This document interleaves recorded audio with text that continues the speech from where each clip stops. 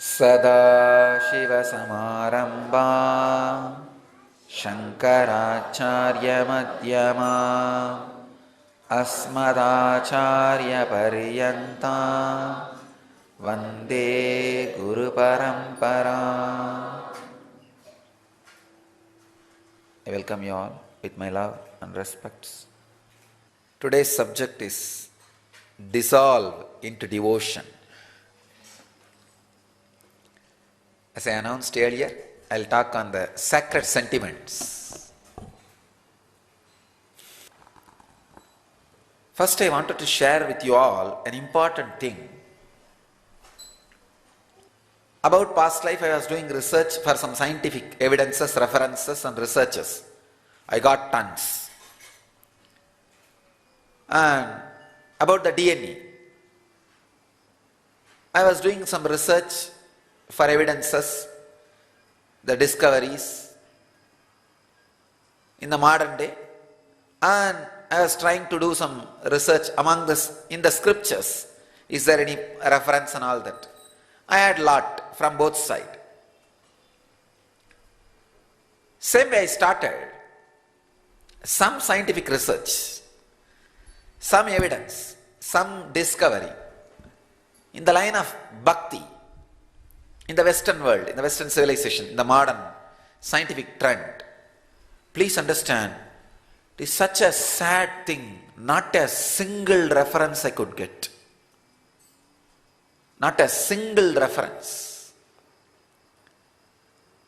I have my brahmacharini to do research. Apart from that, I spend little time on my own. I could not get a single modern day scientific research or discovery or study done on devotion. Please understand, there are tons of researches on prayer, but you need to understand a major difference between bhakti, devotion and prayer.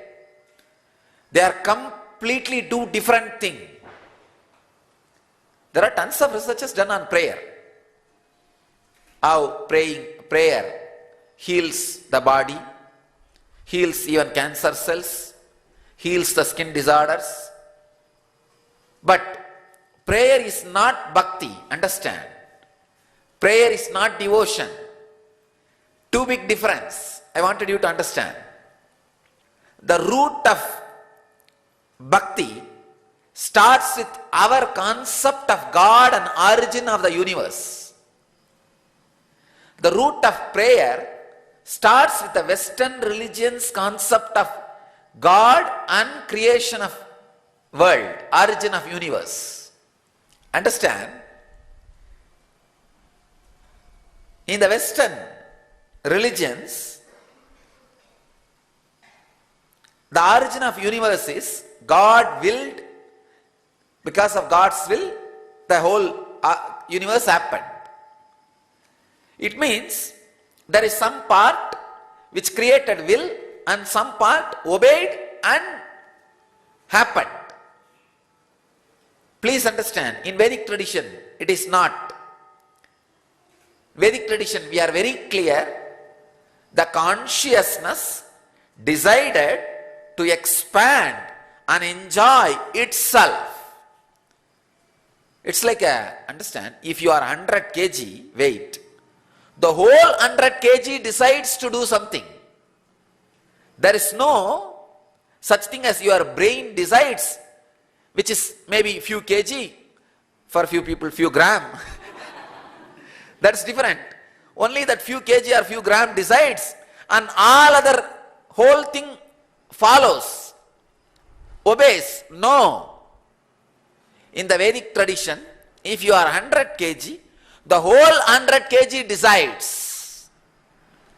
So the consciousness consciously decides to become life or to radiate itself, to become many, to enjoy itself consciously.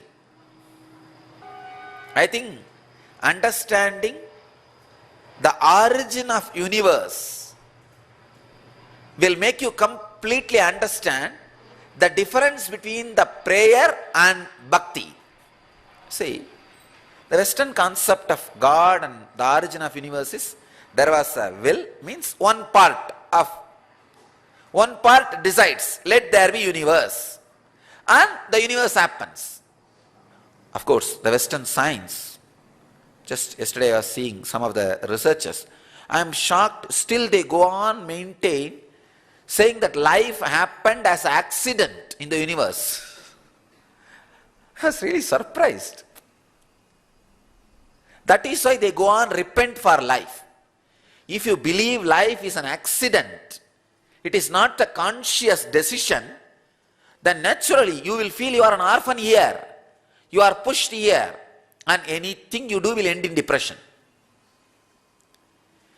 When you think you are pushed into something, that place will be naturally hell for you.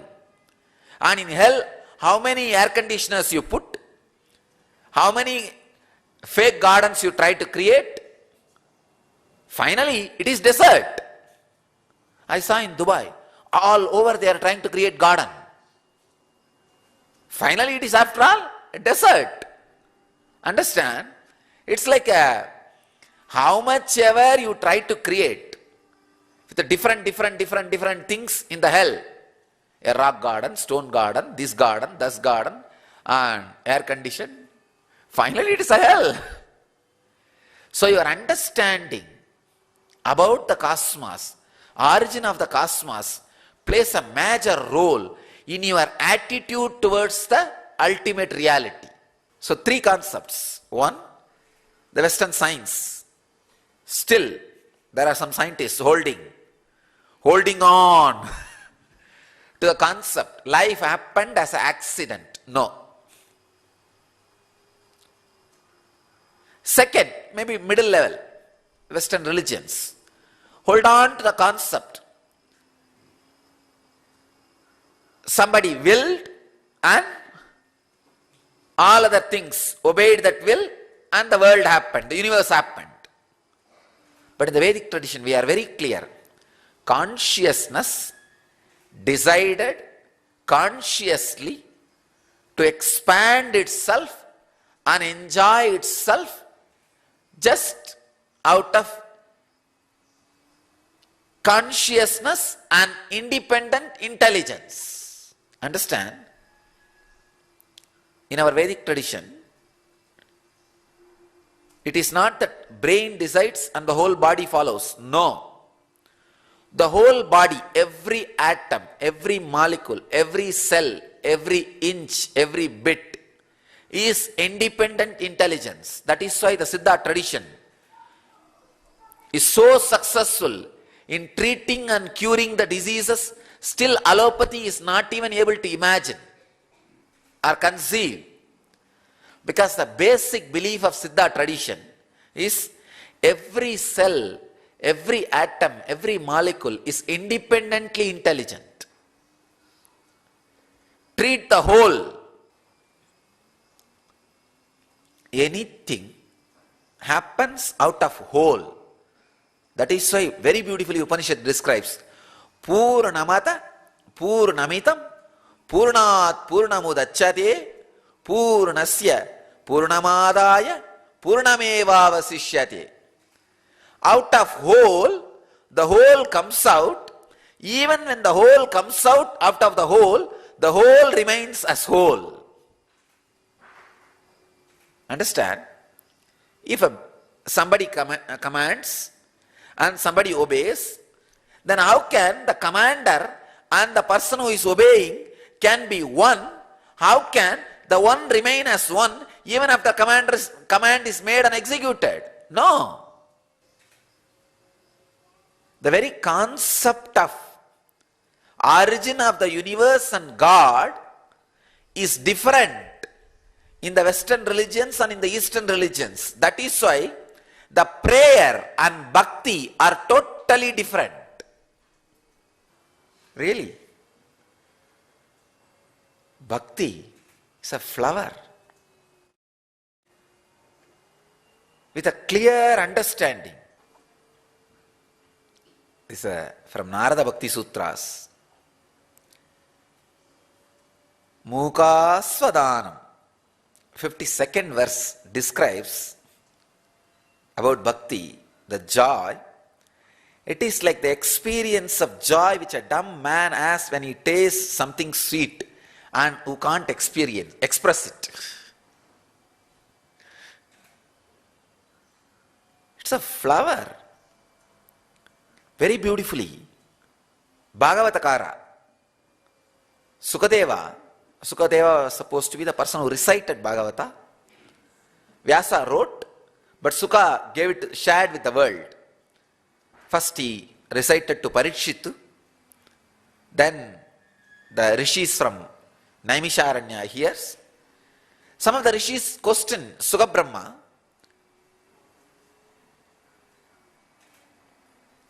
the Gopikas, the Krishna's beloveds, they also had a deep love, romance, very sweet experience with Krishna and attitude with Krishna. You call them as great devotees, but all the women who are serving Sisubala, you call them as prostitutes. What do you mean? There is no equality. You are prejudiced. Sukabrahma says very beautifully, the love and feeling connection, joy, Mathura Bhava, Gopikas have, is established on the understanding Krishna is ultimate. Jnana Varishta Bhakti. The bhakti flowers with the clear understanding. Understand? Bhakti has a deep root of understanding about the God and the origin of the universe. You just know this whole thing is consciousness, and you celebrate the very existence of consciousness. Prayer is totally different.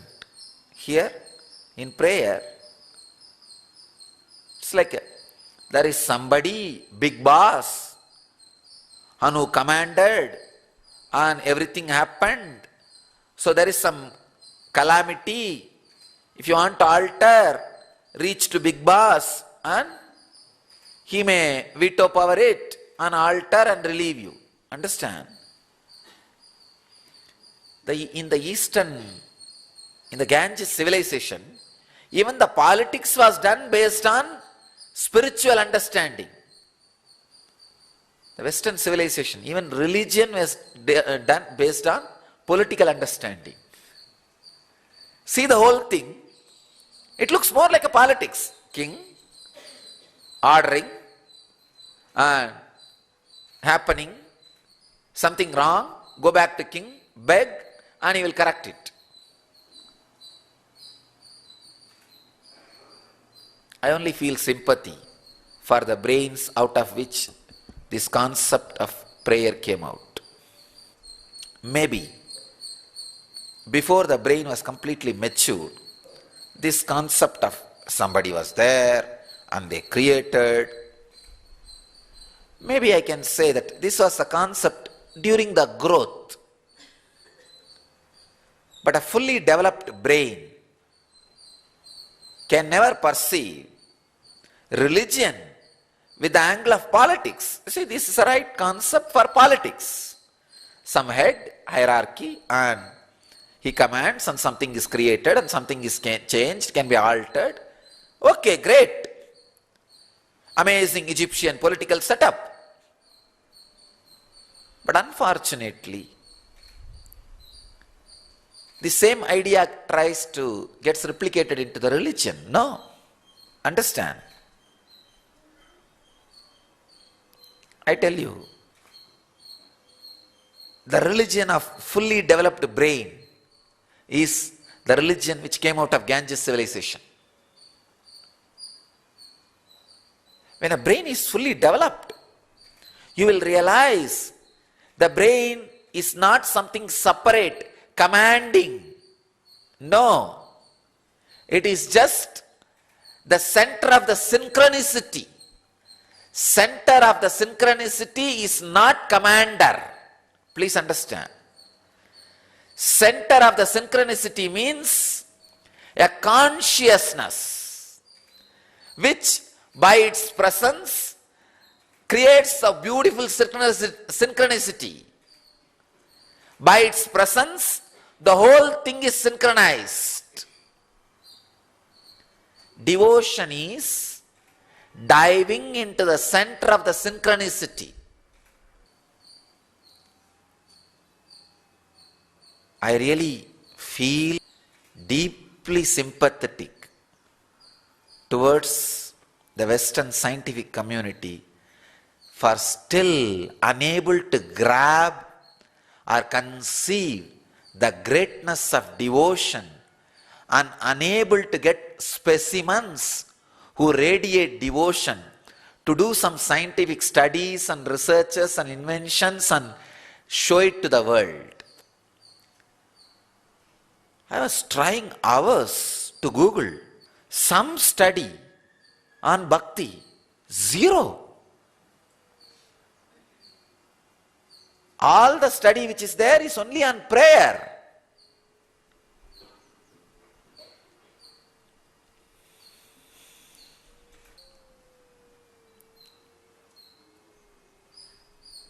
Devotion, bhakti. Please understand, all sacred sentiment is oozing out from the center of the synchronicity, not from the agony towards the origin. No. Center of the synchronicity. Jnana varishta bhakti. Bhakti which blossoms with a clear understanding about the origin of the cosmos and God and us. Established in the clarity, basic clarity of who we are and what is all around us and what is the source of both.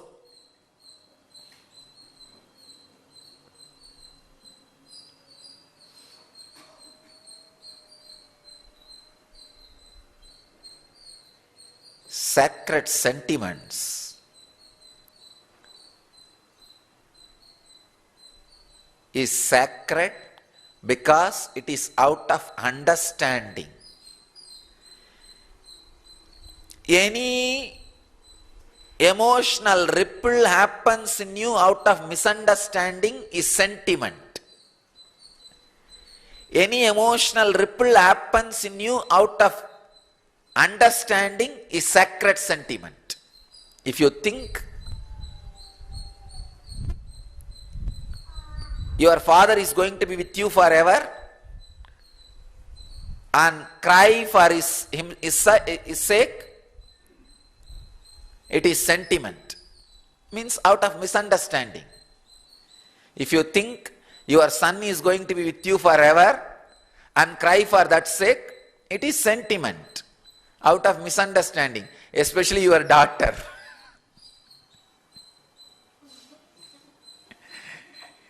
It is out of misunderstanding, sentiment.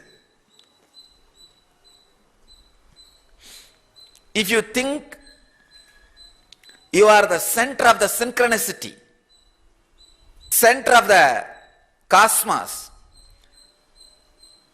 and have some sentiment towards it, it is sacred because it is out of understanding. Understand? Any emotional ripple happens in your system out of understanding is sacred sentiment. Your understanding about you, your understanding about the world, your understanding about the God, your understanding about the origin of the universe. Again, I come back to these 4 items. God, nature, human society, and you. These are the 4 major components.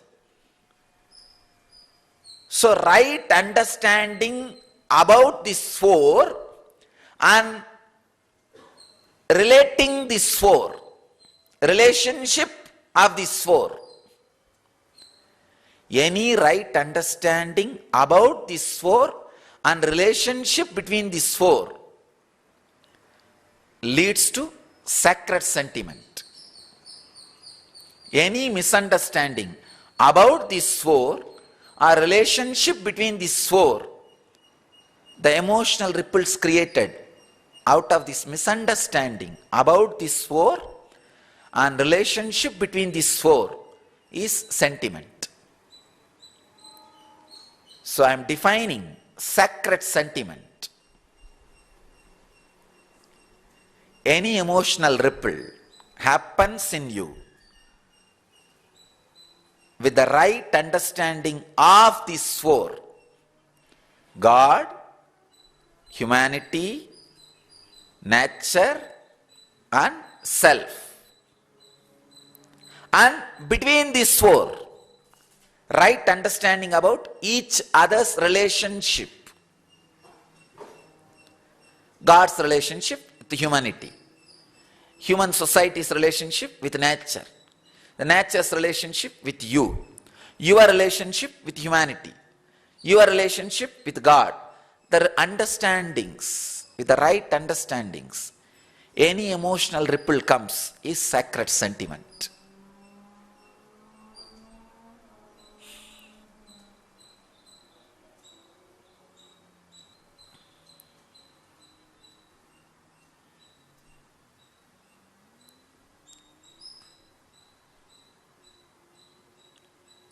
Bhakti is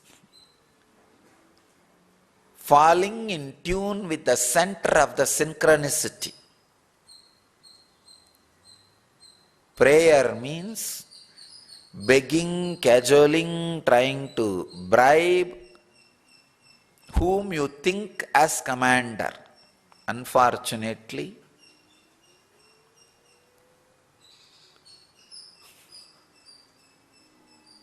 I really want to tell people who think there is some place called heaven, Kailash, Vaikuntha, and somebody is sitting or standing or lying.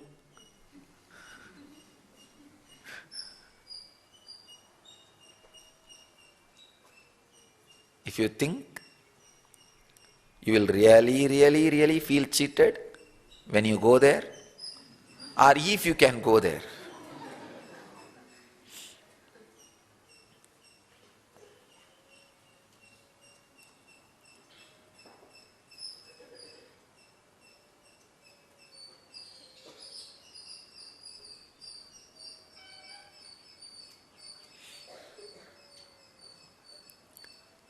There is no will or willed. There is no commander and commanded.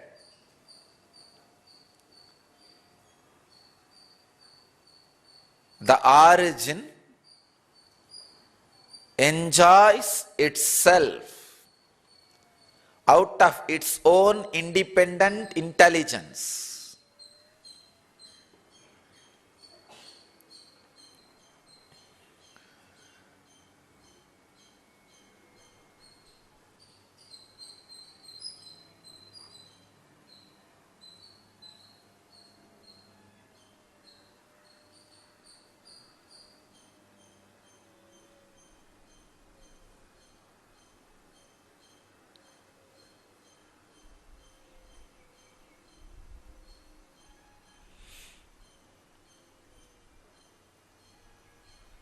Very beautifully, Ramana Maharshi describes the Parabhakti.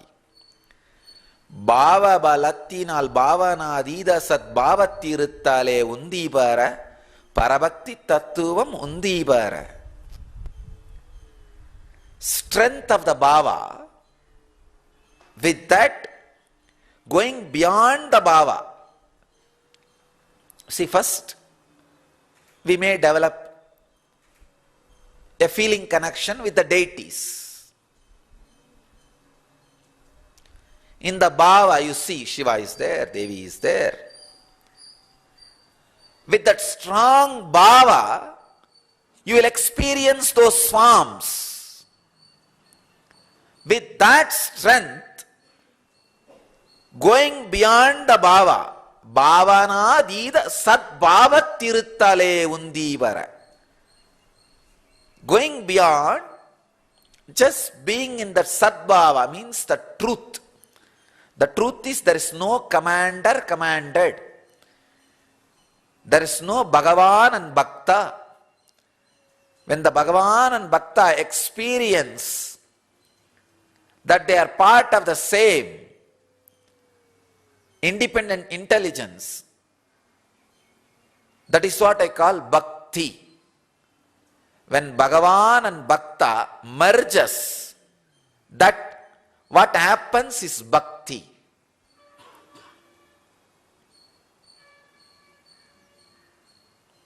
In my experience, I have always seen, only when the right understanding clicks, something starts bubbling in your heart,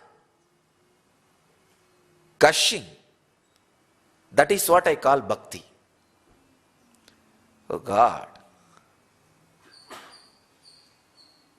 I was wasting my time so much with this foolishness. Whenever some great understanding happens, past just withers away from your system as a load. It just withers away. It's like some big cancer tumor with which you are suffering, just dried and fell out of your body. How you feel, oh God, I was supporting it so long, unnecessarily. I am relieved. Out of that relief, something gushes in your heart. That's what I call Bhakti.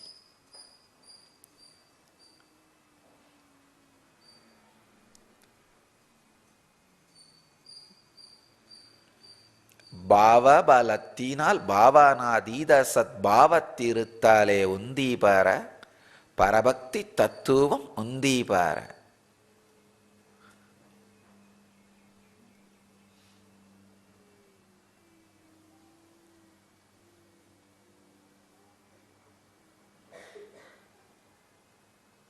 What a clear understanding about devotion.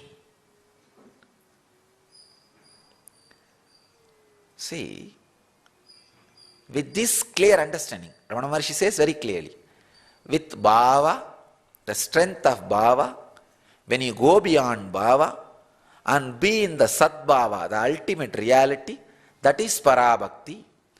Now, with this base, if he sings, ஆறு காவனை ஆண்டனை அகற்றிடில் அகிலம் பழித்திடும் Arunachala, it's Mathura Bhava. It is worth. When he says, oh God, for whose sake you took over me, and you now if you forsake me, world will abuse you, world will disrespect you.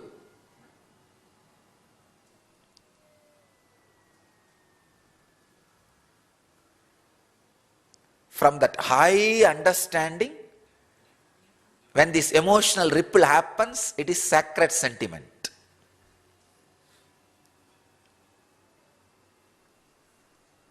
So the base for bhakti is non-suffering.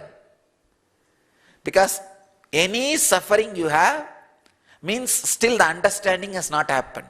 That is why I am afraid of the people who show their devotion to me, who still have suffering in them. Very beautifully Manikavasagar sings. He says, Putrilval aravum anjen. I am not afraid of the snake which stays in the snake hole. He describes, I am not afraid of this, I am not afraid of that. But he says, I am afraid of people who don't apply vibhudi, bhasma, a sacred ash in their face. He says, I don't even want to see them. I am afraid of people who show devotion, who still have suffering inside them. Because it is not out of understanding. Any time the sacred sentiment can become sentiment.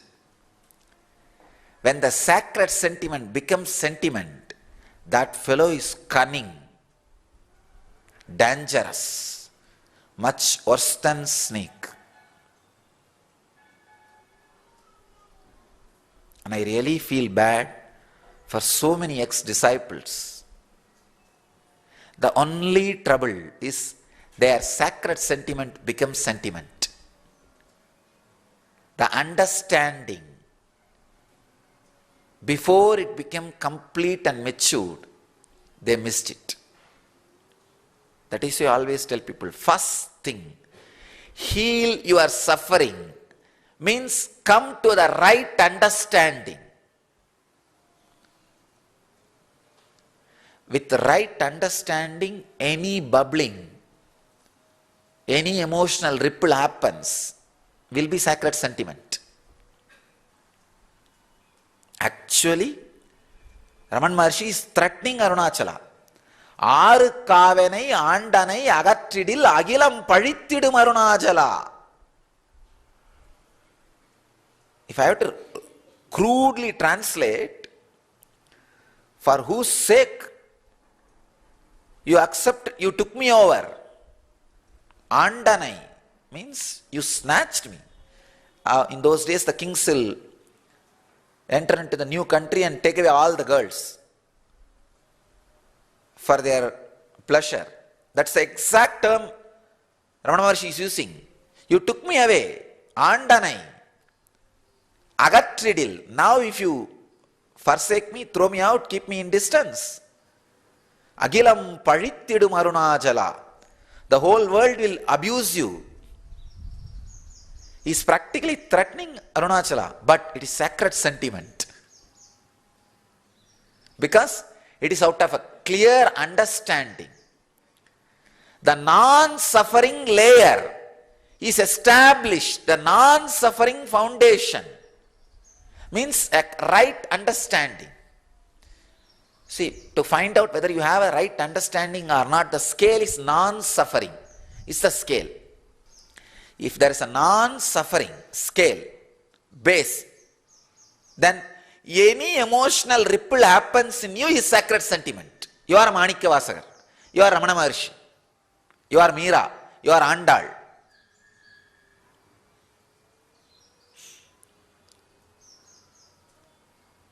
But if there is suffering, even your devotion, I am afraid. A non-suffering base,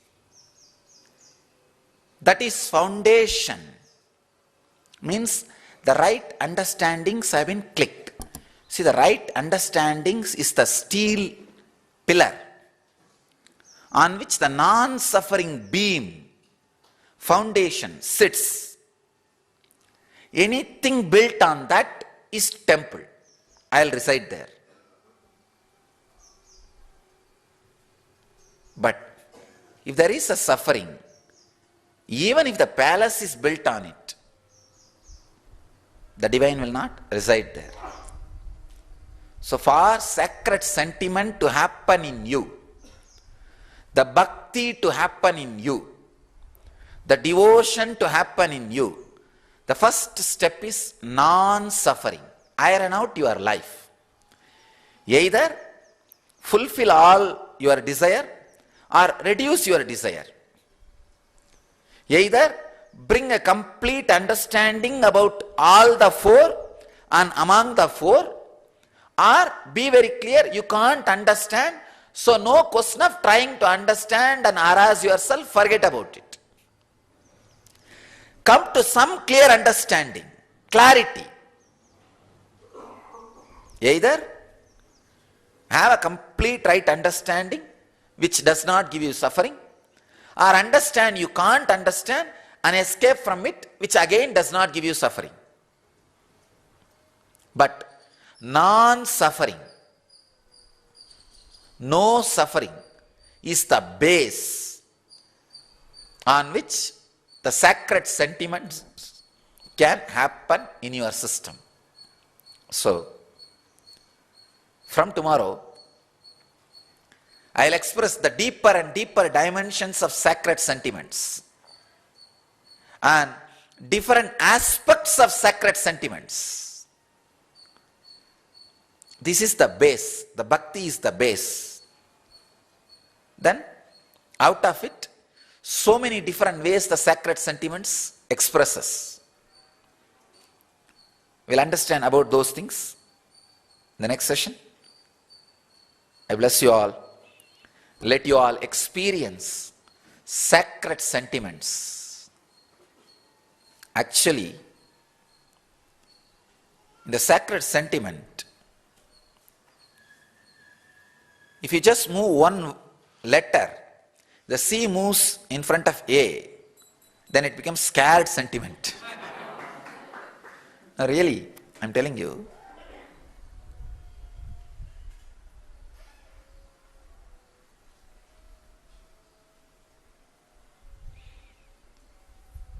One small missing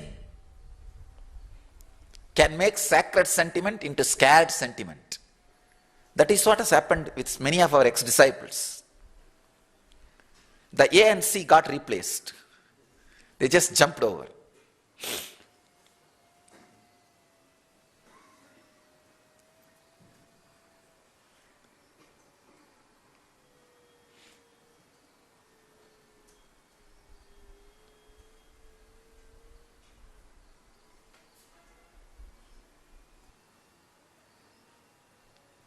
If the agani is cured, it is sacred.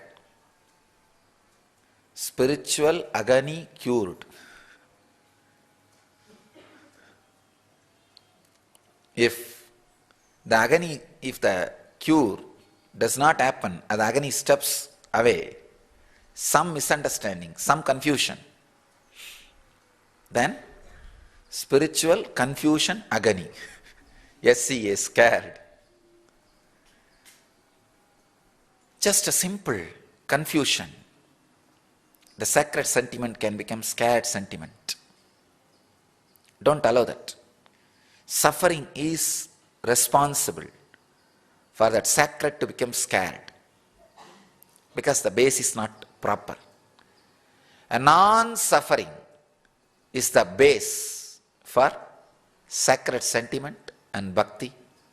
Let you all experience bhakti, achieve and radiate enlightenment. Let you all achieve, experience, live, express and radiate the eternal bliss, Nityananda. Thank you.